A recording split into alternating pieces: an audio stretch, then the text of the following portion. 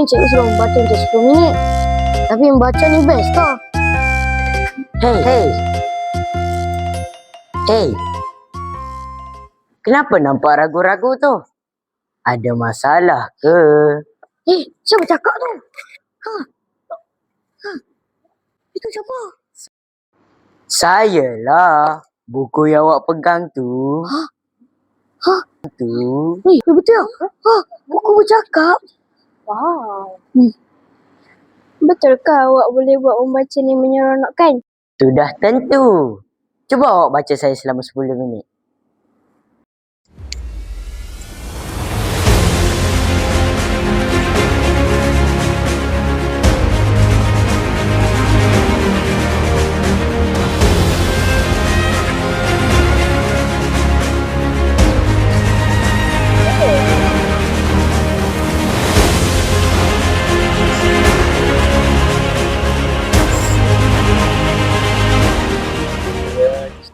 Tak sangka membaca ni sebenarnya menyeronokkan. Nampak?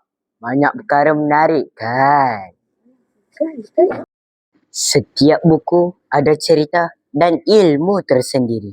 Awak cuma perlu mula membaca. Betul juga. Betul juga. Kawan-kawan, jangan takut untuk membaca. Luangkan hanya 10 minit sehari.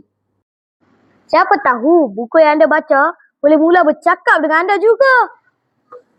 Jom Jom membaca. Terima Terima kasih.